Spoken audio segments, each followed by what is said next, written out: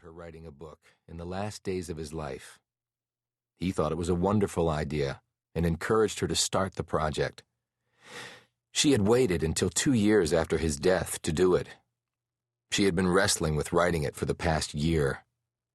The book would give her an opportunity to speak out about the things that mattered to her and delve deep into herself in a way that acting never had. She wanted desperately to complete the book, but she couldn't seem to get it off the ground. Something kept stopping her, and she had no idea what it was. It was a classic case of writer's block, but like a dog with a bone, she refused to give up and let it go.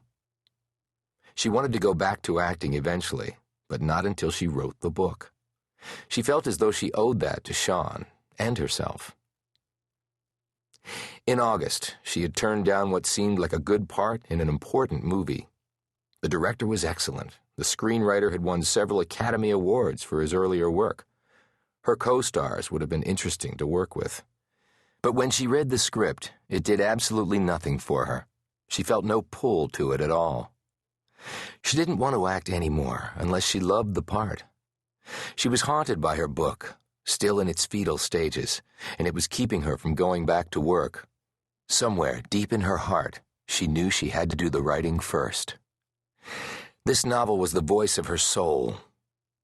When Carole finally started the book, she insisted it wasn't about herself. It was only as she got deeper into it that she realized that, in fact, it was.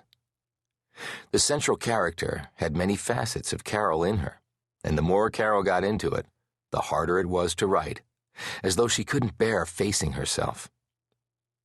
She had been blocked on it again now for weeks. It was a story about a woman coming of age and examining her life. She realized now that it had everything to do with her, the life she'd led, the men she'd loved, and the decisions she had made in the course of her life.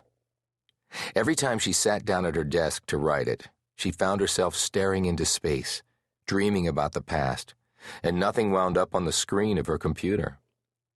She was haunted by echoes of her earlier life, and until she came to terms with them, she knew she couldn't delve into her novel, nor solve its problems. She needed the key to unlock those doors first, and hadn't found it. Every question and doubt she'd ever had about herself had leaped back into her head with the writing. She was suddenly questioning every move she'd ever made. Why? When? How? Had she been right or wrong? Were the people in her life actually as she'd seen them at the time? Had she been unfair? She kept asking herself the same questions and wondered why it mattered now, but it did. Immensely. She could go nowhere with the book until she came up with the answers about her own life.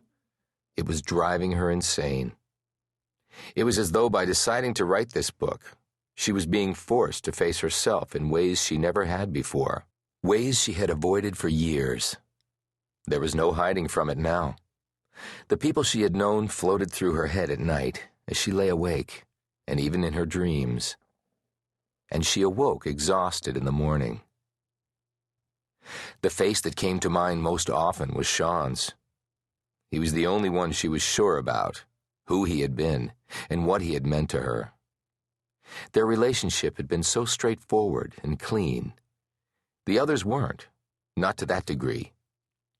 She had questions in her mind about all of them but Sean. And he had been so anxious for her to write the book she had described to him. She felt she owed it to him as a kind of final gift.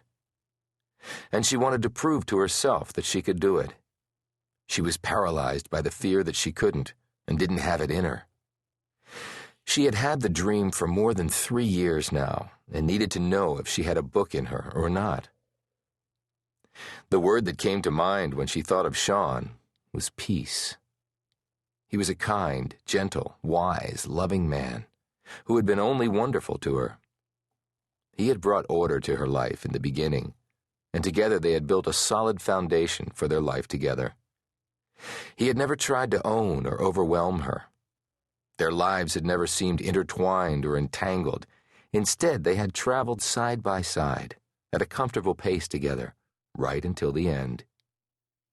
Because of who he was, even Sean's death from cancer had been a quiet disappearance.